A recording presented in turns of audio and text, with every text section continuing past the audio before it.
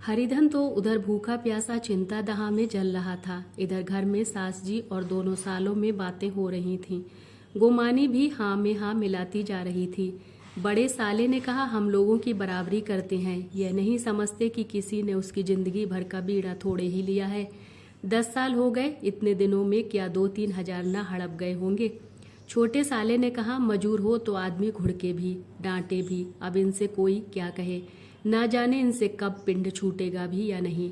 अपने दिल में समझते होंगे मैंने 2,000 रुपये नहीं दिए हैं।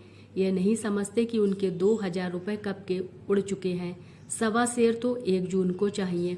सास गंभीर भाव से बोली, बड़ी भारी खुराक है। गुमानी माता के सिर से जू निकाल रही थी। सुलगते हुए हृदय से बोली, निकम्मे आदमी को खाने के सिवा काम ही क्या रहता है। बड़े ने कहा, खाने की कोई बात नहीं है, जिसको जितनी भूख हो उतना खाए, लेकिन कुछ पैदा करना चाहिए। यह नहीं समझते कि पहुनई में किसी के दिन कटे हैं। छोटे ने कहा, मैं तो एक दिन कह दूंगा, अब आप अपनी राह लीजिए, आपका कर्जा नहीं खाया है। गुमानी घर वालों की ऐसी ऐसी बातें सुनकर अपने पति से द्वेष करने लगी थी। अगर वह बाहर से 4 पैसे लाता तो इस घर में उसका कितना मान सम्मान होता। वह भी रानी बनकर रहती। ना जाने क्यों कहीं बाहर जाकर कमाते उसकी नानी मरती है। गुमानी की मनोवृत्तियां अभी तक बिल्कुल बालपन की सी थीं। उसका अपना कोई घर ना था। उसी घर का हित अहित उसके लिए भी प्रधान था। वह भी उन्हीं शब्दों में विचार करती, इस समस्या को उन्हीं आँखों से देखती जैसे उसके घर वाले देखते थे। सच तो है, 2,000 रुपये में क्या किसी को मोल ले लेंगे। 10 साल में 2,000 रुपये होते ही क्या है। 200 ही तो साल भर के हुए। क्या 2 आदमी साल भर में 200 भी ना खाएंगे। फिर कपड़े लत्ते, दूध, घी सब कुछ तो है। 10 साल हो गए, एक पीतल का छल्ला नहीं बना। घर से निकलते तो जैसे इनके प्राण निकलते हैं। जानते हैं जैसे पहले पूजा होती थी वैसे ही जन्म भर होती रहेगी। यह नहीं सोचते कि पहले और बात थी, अब और बात है। बहू ही पहले ससुराल जाती है तो उसका कितना माहात्म होता है। उसके डोली से उतरते ही बाजे बजते हैं। गांव मोहल्ले की औरतें उसका मुंह देखने आती हैं और रुपए देती हैं। महीनों उसे घर भर से अच्छा खाने को मिलता है, अच्छा पहनने को। कोई काम नहीं लिया जाता, लेकिन 6 महीने बाद उसकी कोई बात भी नहीं पूछता। वह घर भर की लौड़ी हो जाती है। उनके घर में मेरी तो वही गति होती, फिर काहे का रोना। जो यह कहो कि मैं तो काम करता हूँ तो तुम्हारी भूल है। मजूर और बात है, उसे आदमी डांटता भी है, मारता भी है। जब चाहता है रखता है, जब जी चाहता है निकाल देता है, कस कर काम लेता है। यह नहीं कि जब जी में आया कुछ काम किया, जब जी में आया पढ़कर सो रहे। हरिधन भी पड़ा अंदर ही अंदर सुलग रहा था कि दोनों साले बाहर आए और बड़े साहब बोले, भैया उठो, तीसरा पहर ढल गया, कब तक सोते रहोगे, सारा खेत पड़ा है। हरिधन चट से उठ बैठा और तीव्र स्वर में बोला, क्या तुम लोगों ने मुझे उल्लू समझ लिया है। दोनों साले हक्का बक्का हो गए। जिस आदमी ने कभी जबान नहीं खोली, हमेशा गुलामों की तरह हाथ बांधे हाजिर रहा, वह आज एकाएक इतना आत्म अभिमानी हो गया। यह उनको चौंका देने के लिए काफ़ी था। कुछ जवाब न सूझा। हरिधन ने देखा इन दोनों के कदम उखड़ गए हैं तो एक धक्का और देने की प्रबल इच्छा को रोक ना सका। उसी ढंग से बोला, मेरी भी आंखें हैं, अंधा नहीं हूँ, न बहरा ही हूँ। छाती फाड़ कर काम करूँ और उस पर भी कुत्ता समझा जाऊँ, ऐसे गधे कहीं और होंगे। अब बड़े साले भी गरम पड़े, तुम्हें किसी ने यहाँ बांध तो नहीं रखा है। अब की हरिधन लाजवाब हुआ, कोई बात न सूझी। बड़े ने फिर उसी ढंग से कहा, अगर तुम यह चाहो कि जन्म भर पाहुने बने रहो और तुम्हारा वैसा ही आदर सत्कार होता रहेगा तो हमारे पास बस की बात नहीं है। हरिधन ने आंखें निकाल कर कहा, क्या मैं तुम लोगों से कम काम करता हूँ। बड़े, यह कौन कहता है। हरिधन, तो तुम्हारे घर की यही नीति है कि जो सबसे ज़्यादा काम करे वही भूखों मारा जाए। बड़े, तुम खुद खाने नहीं गए, क्या कोई तुम्हारे मुंह में कौर डाल देता। हरिधन ने होंठ चबा कर कहा, मैं खुद खाने नहीं गया, कहते तुम्हें लाज नहीं आती। नहीं आई थी बहन तुम्हें बुलाने। हरिधन की आंखों में खून उतर गया, दांत पीस कर रह गया। छोटे साले ने कहा, अम्मा भी आई थी, तुमने कह दिया मुझे भूख नहीं है, तो क्या करती। सास भीतर से लपकी चली आ रही थी। यह बात सुनकर बोली, कितना कहकर हार गई, कोई उठे ना तो मैं क्या करूं। हरिधन ने विष, खून और आग से भरे हुए स्वर में कहा, मैं तुम्हारे लड़कों का जूठा खाने के लिए हूँ। मैं कुत्ता हूँ कि तुम लोग खाकर मेरे सामने रूखी रोटी का टुकड़ा फेंक दो। बुढ़िया ने ऐंठ कर कहा, तो क्या तुम लड़कों की बराबरी करोगे। हरिधन परास्त हो गया। बुढ़िया के एक ही बाक प्रहार ने उसका काम तमाम कर दिया। उसकी तनी हुई भवें ढीली पड़ गईं, आंखों की आग बुझ गई, फड़कते हुए नथने शांत हो गए। किसी आहत मनुष्य की भांति वह जमीन पर गिर पड़ा। क्या तुम मेरे लड़कों की बराबरी करोगे।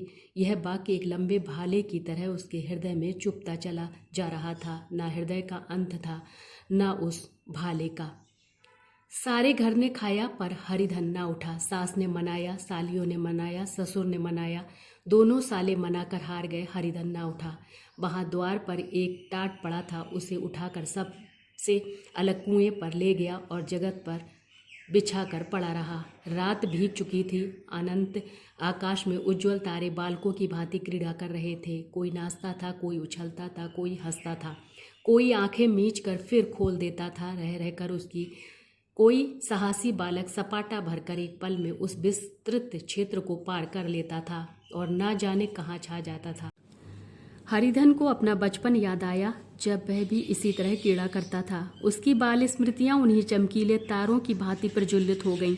वह अपना छोटा सा घर, वह आम का बाग जहां वह केरियां चुना करता था, वह मैदान जहां कबड्डी खेला करता था, सब उसको याद आने लगा।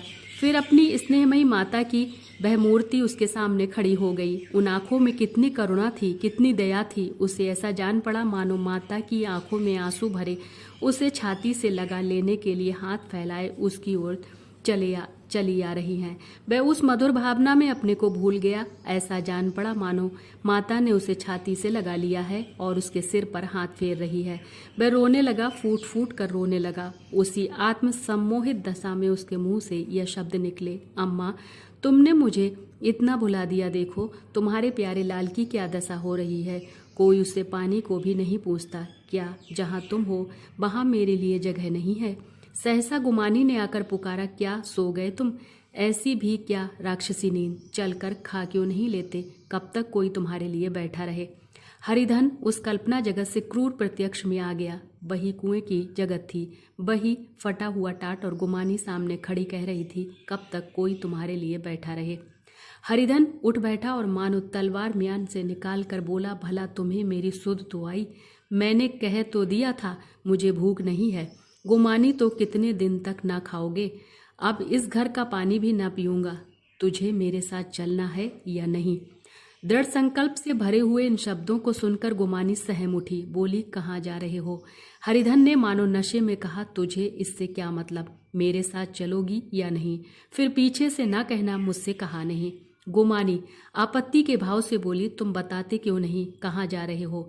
तू मेरे साथ चलेगी या नहीं। जब तक बता ना दोगे मैं ना जाऊंगी। तो मालूम हो गया तू नहीं जाना चाहती। मुझे इतना ही पूछना था, नहीं तो अब तक मैं आधी दूर निकल गया होता। यह कहकर उठा और अपने घर की ओर चला। गुमानी पुकारती रही, सुन लो सुन लो, पर उसने फिर कर भी ना देखा। 30 मील की मंजिल हरिधन ने 5 घंटों में तय की। जब वह अपने गांव की अमराइयों के सामने पहुंचा तो उसकी मातृ भावना उषा की सुनहरी गोद में खेल रही थी। उन वृक्षों को देखकर उसका विहल हृदय नाचने लगा। मंदिर का सुनहरा कलश देखकर वह इस तरह दौड़ा मानो एक छलांग में उसके ऊपर जा पहुंचेगा। वह बेग में दौड़ा जा रहा था, मानो उसकी माता गोद फैलाए उसे बुला रही हो। जब वह आमों के बाग में पहुंचा, जहां डालियों पर बैठकर वह हाथी की सवारी का आनंद पाता था, जहां के कच्चे बेरों और लिसोड़ों में एक स्वर्गीय स्वाद था, तो वह बैठ गया और भूमि पर सिर झुकाकर रोने लगा, मानो अपनी माता को अपनी विपत्ति कथा सुना रहा हो। वहाँ की वायु में, वहाँ के प्रकाश में मानो उसकी विराट रूपणी माता व्याप्त हो रही थी। वहाँ की अंगुल अंगुल भूमि माता के पदचिन्हों से पवित्र थी। माता के स्नेह में डूबे हुए शब्द अभी तक मानो आकाश में गूंज रहे थे। इस वायु और इस आकाश में न जाने कौन सी संजीवनी थी जिसने उसके शोकार्त हृदय को फिर बालोत्साह से भर दिया। वह एक पेड़ पर चढ़ गया और उधर से आम तोड़ तोड़ कर खाने लगा। सास के वह कठोर शब्द, स्त्री का वह निष्ठुर आघात, वह सारा अपमान उसे भूल गया। उसके पांव फूल गए थे, तलवों में जलन हो रही थी, पर इस आनंद में उसे किसी बात का ध्यान ना था। सहसा रखवाले ने पुकारा, वह कौन ऊपर चढ़ा है रे? उतर, अभी नहीं तो ऐसा पत्थर खींच कर मारूंगा कि वह वहीं ठंडे हो जाओगे। उसने कई गालियां भी दी। इस फटकार और इन गालियों में इस समय हरिधन को अलौकिक आनंद मिल रहा था। वह डालियों में छिप गया, कई आम काट काट कर नीचे गिराए और जोर से ठट्टा मारकर हंसा। ऐसी उल्लास से भरी हुई हंसी उसने बहुत दिन से ना हंसी थी। रखवाले को यह हंसी परिचित मालूम हुई, मगर हरिधन यहाँ कहाँ, वह ससुराल की रोटियां तोड़ रहा है। कैसा हंसोड़ा था, कितना चिविल्ला, न जाने बेचारे का क्या हाल हुआ। पेड़ की डाल से तालाब में कूद पड़ता था। अब गांव में ऐसा कौन है? डांट कर बोला, वहाँ से बैठे बैठे हंसोगे तो आकर सारी हंसी निकाल दूंगा, नहीं तो सीधे उतर आओ। वह गालियां देते जा रहा था कि एक गुठली आकर उसके सिर पर लगी। सिर सहलाता हुआ बोला, यह कौन शैतान है? नहीं मानता, ठहर तो मैं आकर तेरी खबर लेता हूँ। उसने अपनी लकड़ी नीचे रख दी और बंदरों की तरह चटपट ऊपर चढ़ गया। देखा तो हरिधन बैठा मुस्करा रहा था। चकित होकर बोला, अरे हरिधन, तुम यहाँ कब आए? इस पेड़ पर कब से बैठे हो? दोनों बचपन के सखा वहीं मिल गए। यहाँ कब आए? चलो घर चलो भले आदमी, क्या वहाँ आम भी मयस्सर न होते थे? हरिधन ने मुस्कुरा कर कहा, मगरू, इन आमों में जो स्वाद है वह और कहीं के आमों में नहीं है। गांव का क्या रंग ढंग है, मंगरू सब चैन चान है। भैया तुमने तो जैसे नाता ही तोड़ लिया। इस तरह कोई अपना गांव घर छोड़ देता है? जब से तुम्हारे दादा मरे सारी गृहस्थी चौपट हो गई। 2 छोटे छोटे लड़के हैं, उनके लिए क्या होता है? हरिधन, अब उस गृहस्थी से क्या वास्ता भाई, मैं तो अपना ले दे चुका। मजूरी तो मिलेगी ना, तुम्हारे गैया ही चरा दिया करूंगा, मुझे खाने को दे देना। मंगरू ने अविश्वास के भाव से कहा, अरे भैया कैसी बातें करते हो? तुम्हारे लिए जान हाजिर है। क्या ससुराल में अब ना रहोगे? कोई चिंता नहीं, पहले तो तुम्हारा घर ही है, उसे संभालो। छोटे छोटे बच्चे हैं, उनको पालो। तुम नई अम्मा से नाहक डरते थे, बड़ी सीधी है बेचारी, बस अपनी माँ समझो, तुम्हें पाकर तो निहाल हो जाएगी। अच्छा, घरवाली को भी तो लाओगे? हरिधन, उसका अब मुंह ना देखूंगा, मेरे लिए वह मर गई। मंगरू, तो उसकी दूसरी सगाई हो जाएगी। अब की ऐसी मेहरिया ला दूंगा कि उसके पैर धो धो कर पियोगे। लेकिन कहीं पहले भी आ गई तो? हरिधन, वह ना आएगी। हरिधन अपने घर पहुंचा तो दोनों भाई भैया आए कहकर भीतर दौड़े और माँ को खबर दी। उस घर में कदम रखते ही हरिधन को ऐसी शांति महिमा का अनुभव हुआ मानो वह अपनी माँ की गोद में बैठा हुआ है। इतने दिनों ठोकरे खाने से उसका हृदय कोमल हो गया था। जहाँ पहले अभिमान था, आग्रह था, हेकड़ी थी, वहाँ अब निराशा थी, पराजय और याचना थी। बीमारी का जोर कम हो चला था। अब मामूली दवा भी असर कर सकती थी। किले की दीवारें छिद चुकी थीं। अब उसमें घुस जाना असाध्य न था। वही घर जिससे वह एक दिन विरक्त हो गया था, अब गोद फैलाए उसे आश्रय देने को तैयार था। हरिधन का निर्वलंब मन यह आश्रय पाकर मानो तृप्त हो गया। शाम को पिमाता ने कहा, बेटा तुम घर आ गए, हमारे धन्य भाग। अब इन बच्चों को पालो। माँ का नाता ना सही, बाप का नाता तो है ही।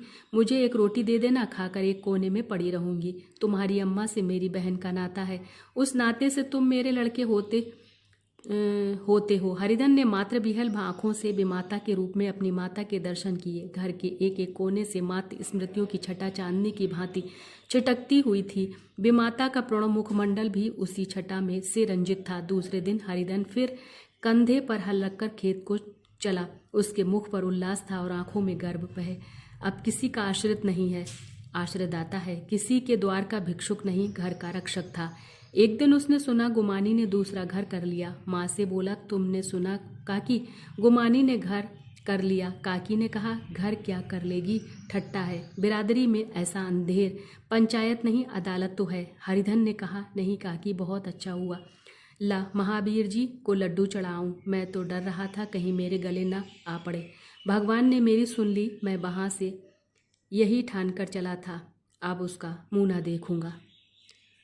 जय श्री कृष्णा, राधे राधे।